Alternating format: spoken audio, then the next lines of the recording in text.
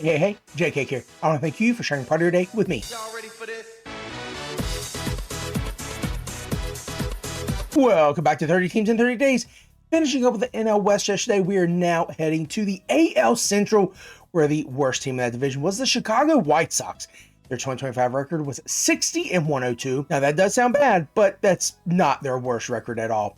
It's tied for 10th for their worst record. So that makes you wonder, how bad have the White Sox been over the years? Now, you just heard me say how bad they've been, or question how bad they've been. This is a team that catches so many strays, location, management, and then just not necessarily being a good team.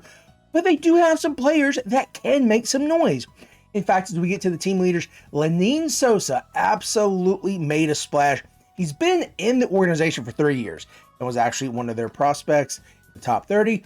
And finally decided here in year 4, 2025, he was to say, hey, look at me. He led the team in total bases, hits, home runs, RBIs, average slugging, and on-base plus slugging, but also did lead the team in strikeouts. Sosa made a name for himself as a versatile infielder as well, playing first, second, and third, but he did make 12 errors, so he doesn't necessarily have a defensive position going into 2026. That could be an issue because if they want to have him at the DH position, they're going to move a few other guys around, and there's just not enough room in the infield. Maybe Lenyn can play the outfield, but I don't know if he is that versatile, if you know what I mean. He's a power body, so I don't know if he can play outfield. We mentioned Lenyn Sosa not being penciled in the depth chart for 2026 anywhere, even though he can play first, second, and third. That's because there are some guys who the Chicago White Sox want to play there and see, I guess, a better future there. Chase Meadroth and Miguel Vargas. Both of these guys were pretty hyped in their minor league process. However, Vargas was with the Dodgers, and everyone loves the Dodgers, right? Heard so much more about Vargas and his elite bat-to-ball skills and his patience at the plate. Well, between 2022 and 2024, I did not see that. And I absolutely was paying attention because I had him in a few leagues, especially dynasty leagues. I'm like, this guy's going to be a star. Not saying he's not going to be because he's still 26, but I was not seeing anything, not being sexy enough for me to keep on my teams. He was traded from the Dodgers to the White Sox. You talk about a dip in location. You talk about a hit in just championship contender. Oh my goodness. It's a good thing we're not playing NCAA 26 or else I would have lost that recruit, right? So here's the thing. He was playing even worse when he first got to Chicago. The numbers were terrible. And in that trade, Chicago gave up Michael Kopech, Tommy Pham, which that's not really a big deal, and Eric Fetty, who doing decently well. He obviously didn't do much when he went to, I think, the Cardinals, or I don't know if he went to the Dodgers. In any case, he was not the sexiest name in that. But let's be real, Michael Kopech was the person in that trade that everyone wanted, or that the Dodgers wanted, because they want the other ones. So the White Sox absolutely were like, holy crap, what did we do? We gave away a few decent players and got back a bag of bones. But hold on, Miguel Vargas was so much better in 2025 than his previous time with either organization.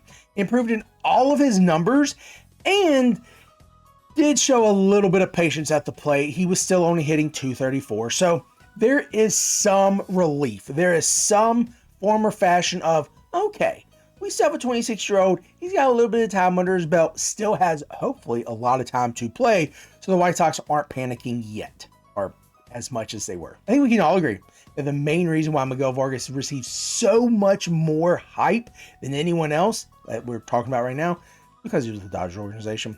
Meadroth, on the hand, was with the Red Sox. And he was in their top 30, but was never a top 100 prospect like Vargas.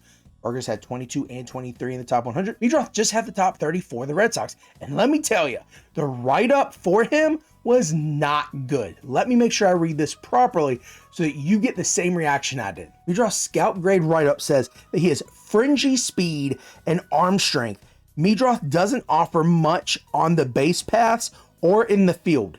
Yikes. But they also then went on to say his ability to manage the strike zone, his patience at the plate, is what got him drafted. So I guess he gave a little bit of credit to him, but good gosh, dude, you are absolutely tearing that kid apart. In any case, his first year in the majors was 2025, and it wasn't sexy. It wasn't super impressive, but He did show that zone management that the write-up talked about. He had 45 walks and only 72 strikeouts in 450 at-bats. So that 16% strikeout rate wasn't terrible. Now, he's going to improve at the plate, but also needs to improve in the field because he did make 12 errors.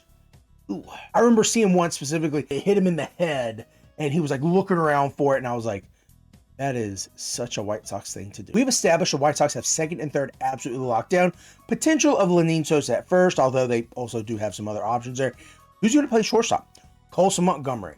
He absolutely has that locked down and is not looking to give that up anytime soon. His first year in the majors was 2025, and it wasn't bad. He may have only hit 239, but did have 43 runs, scored 21 home runs, and 55 RBIs. He's going to need to show a little speed because he has 0 stolen bases, but that's not the end of the world. He's going to be able to improve. He's going to be able to see where different parts of his game is going to be able to work better, and he is going to help solidify those two guys at the keystone and at the hot corner, making them better, and whoever's going to play first for him. We talked about the promising core out in the field, but is there anyone else we should look at? Absolutely. Behind the plate, you have two really young, really good catchers who can be pivotal playmakers for the future of the White Sox, or if the White Sox decide to trade either one of them for someone else's organization. Keep these names in mind: Kyle Teal and Edward Cuero. They've been around a year or two. I don't know who's going to start. Right now they have Teal penciled in, but Cuero could play the relief or he could step up. Both of them do profile offensively, so regardless of how good they are defensively, you can always improve. You're always getting faster guys on the base paths, trying to get larger leads. Who knows? The bases might get even bigger. Who knows how many bases Ricky would steal at this point in time? It would be fun. He would be like 200. It's wild. In any case, both of them are going to have to step up. I say both of them because, you know, if one falters, the next one is ready. As a fantasy owner who has Cuero and knowing other people who have Teal, we want to see one of them step up. We want to see both of them do well, but we want to see one of them step up and take that next step so that we can either trade or drop the other one. Is there anyone maybe a little older that we can look at for excitement? Yeah. Andrew Benintendi. Now, let's be real. He's not the same Andrew Benintendi from the Red Sox. And I wish that he was still doing that because I like old Benny boy. Also wish he were doing stuff to other teams they did to my Yankees.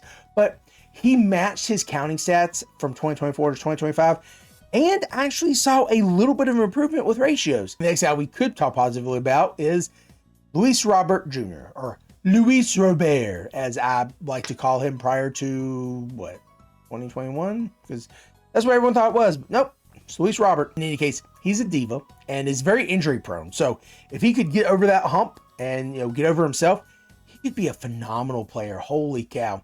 Now, he didn't play in that many games, but he did steal 33 bases. And that led the team. But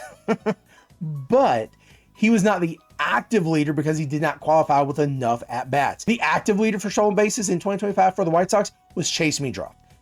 Luis Robert doubled the number that Meadroth had and then some. He only had 33, which 33 is a good number, but the leader, the active leader, has to have at least 502 plate appearances. So in less than 502 plate appearances, Luis Robert stole 33 bases, and in more than 502 plate appearances, Meadroth didn't touch that. By like half and some change. I don't think it's any surprise that I'm going to tell you, don't chase certain stats with this team. Look at the big picture. Look at the youngsters. Look at the matchups, because this team is not a super high performing team. It's funny that we're talking about metrics to be qualified to be a team leader or to be an MLB leader, because as we move to pitching, not a single White Sox pitcher hit the 162 mark. The most was like 145. So all these are just team leaders. Adrian Hauser did lead the team in quality starts. He only had 11 total starts for the team before being traded. Well, Davis Martin had 25 starts for the White Sox, and it took him that many to get the same number of quality starts. So the fact they both had 9 quality starts, that's pretty promising. The fact that Adrian Hauser literally had like an 85-90% chance to go in quality start when he went on the mound, wow, that is promising, and not sure why the White Sox traded him. Let's move on to the wins category. Both Davis Martin and Shane Smith only had 7. I say only because you had some pitchers like Carlos Rodon who won like 18 games. That's wild. So 2 guys for the White Sox couldn't match 1 guy for the Yankees. And I know that's a very like high achievement for a pitcher in general, but it's wild to think that. In any case, both of them only pitched about 145 innings. However, in those 7 wins, you could see more promise from Shane Smith, who had a 3.8 ERA and a 1.2 WHIP. So he will get the nod there. Someone else who was performing very well before injury was Martin Perez. Even at his old age, he was putting up numbers, a 3.5 ERA with a 1.1 WHIP. For 11 appearances, he only had 1 win, despite doing so well, or stats saying he did so well. You might be thinking, JK, these guys don't sound that bad. You are crapping on the White Sox, saying don't pick anyone, but you just told me some of the young promising core, and I know I've said promising core multiple times. I actually wrote that down in my notes too, but you're talking about 3 pitchers. Well, one may not be there anymore, but 2 pitchers now who were showing promise. Like, what is going on? Don't worry, dude. You have to take the good with the bad. So I'm just going to read this list right now, and it's going to say their name, their ERA, potentially their WHIP, and their losses, okay? So hold tight. Sean Burke, 4.2 ERA, 1.45 WHIP, and 11 losses. Jonathan Cannon, 5.8 ERA, 1.4 WHIP, 10 losses. Aaron Savali, 5.3 ERA, 1.3 WHIP, 7 losses. And then Yoendrys Gomez, 4.84 ERA, 1.26 WHIP. Those were just some of the starters, the worst of the worst for the White Sox. I really thought Cannon was going to maybe try to turn a corner this year, or this past year. Nope. Big body from Georgia. He's got the talent. He's got the profile. Apparently cannot throw it like our boy Matt Stafford, okay? Certainly can't throw like Clayton Kershaw. I say that because like they went to high school together. So yeah, disappointing. Just disappointing. We're gonna move to the bullpen, and I'll be honest, there's not a whole lot to talk about there, but there's something potentially to look forward to this next year, maybe. Oh gosh. Team leader in both holds and saves was the same guy, Jordan Leisure. There were 2 guys in that bullpen who had 10 plus holds and 2 more who had 4 plus saves. So if you're not going to take anything else away from this, just don't worry about this bullpen, okay? They were talking about bringing Mike Clevenger back from the Indians, and that didn't work out. He had like a 6 or 7 ERA. No. But they did bring in Sir Anthony Dominguez. I don't know if he was doing it for the bag. I don't know if he was doing it because he likes Chicago. I don't know if he's doing it because he is a Bulls fan, or just for some odd reason didn't like pitching in Canada, then came down to the Orioles, who got better and just doesn't want to stay there. I did work in Maryland for a year, and it was pretty terrible tax-wise, so maybe he didn't like it there. In any case, I don't know if Illinois is any better, especially Chicago. Again, that's a stray. I need to stop. Chicago deserves better than this. Sir Anthony Dominguez, I hope you enjoy Chicago. But I'm not touching this bullpen unless you are like super desperate in like a 40-man league and need a closer. But in any case, let's go on to the arrivals and departures, even though we've already talked a little about Sir Anthony Dominguez. The departures, Luis Robert, surprise, surprise. You also lost Michael A. Taylor, who retired. So very good. He had a decent career with several different teams. So able to go out in, I guess, a positive manner. It wasn't the worst team in the Major League Baseball season, 2025, so that's good. You also lost hard-hitting Andrew Vaughn, who absolutely put on a show once he got to Milwaukee, like 4 home run game or something. It was wild. Plus another big bat, Mike Tauchman, who could also play first and or outfield, and then Josh Rojas. Josh Rojas was one of my guys like 3 years ago, 2 or 3 years ago, and man, he fell off the face of the earth. So he's no longer with the White Sox. As we move on over to the additions, of course, we talked about Sir Anthony Dominguez already. We also brought in Austin Hayes, late night Lamont Wade, and Luis Angel Acuna. And then they did bring in some arms that they were very familiar with in Eric Fetty, or to fortify the rotation and help the bullpen, including Anthony Kay, Sean Newcomb, and Jordan Hicks for some odd reason. Maybe they're going to try to fix him. I don't know, though. I don't know if you can fix that. The main pickup this offseason for the White Sox was Munetake Murakami. This guy seems like he has some power. Over the Japan Baseball League, Murakami was able to hit double-digit home runs all the way up to 56 in 2022 and bottoming out like 18 in his first year, but then being consistently between like 25 and 40. So Who knows how much power this guy is really going to have, because obviously the competition over there is a little different as over here. But does bring a little bit of speed, hitting double digits in 5 of the 7 seasons. But again, different competition, different arms, also behind the plate, all that good stuff. Now, like with anyone else entering Major League Baseball or the big show here in the United States the first time, there's going to be an expected struggle or learning curve there. Right now in spring training, it seems as though anything above 93, he's being thrown off with. That's a problem. That's a major league problem for him, because most everyone throws over 93. Now, there are some that don't, but you get what I'm saying. It's going to be important that he just gets an eye for the ball coming faster and from different arm placements. Again, this is a big investment for the White Sox. Now, I might be thinking, wait a minute. Didn't we say that Miguel Vargas was third? Okay, yeah, Murakami can also play first, but is he going to for sure play first? Because Lenyn Sosa also plays first. Well, Lenyn Sosa can play second. Oh, nope, Meadroth is at second. That's what I'm talking about. Depending on Sosa, with his 12 errors, he could be thought of to be a better DH. As we move on to the prospects, there are a few here that could make waves and or could be here sooner than we expect. Braden Montgomery, thank goodness he's an outfielder, because there's no room in this infield for anyone else. He has played well at high A, single A, and double A. Going to be moving up to triple A, seeing how he does there, and who knows, could be up in the majors within the next year or two, depending on how well he continues to do or if he struggles. Move on to Noah Schultz, 6'10" lefty frame. Doesn't miss many bats, but does induce grounder, so he's a pitch to contact kind of guy.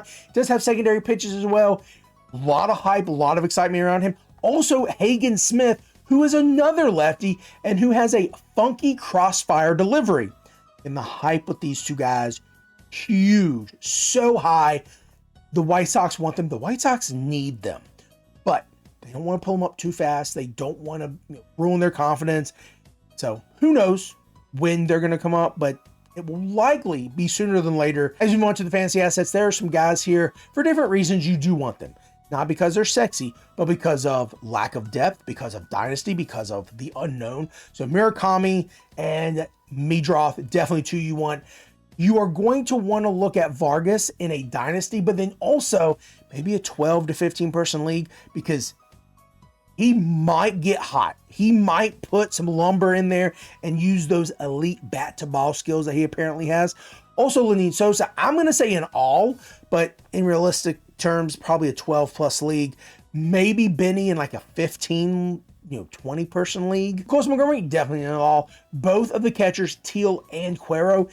If not dynasty, you definitely want the one who's going to start in like a 15 person league, because there are times where the top catchers do sit out. Moving on over to pitching, Shane Smith may be the only starting pitcher you want, and that's like 12 to 15 person, and that's really bottom of the barrel. And for the fact of getting saves, go ahead and pick up Sir Anthony Dominguez. I don't know if you'll get any more than 10, 15, but I could be wrong. And that leads me to my bold prediction. As we ended with the fantasy pitching assets, we're going to start with the fantasy pitching bold predictions. I believe that Sir Anthony Dominguez is going to have 15 saves. I don't feel comfortable saying that, but that's a bold prediction, because this past year, I think the saves leader was like 12. So that's why I say 15, a little more. For the offensive bold prediction, I think Chase Meadroth is going to have a great second year, hitting 260 with a 750 OPS. That means he's going to be getting some walks and hitting some homers. I think he's going to have 15 homers, and I think he's going to have 20 stolen bases. He is going to push for 2020. And that is going to do it for day 6. We're done with the first division. On to the second, as we did start it today. Tomorrow, we're going to be talking about the Minnesota Twins. So traveling just a little bit north. This is Jake Cake, and I want to thank you for sharing part of your day with me.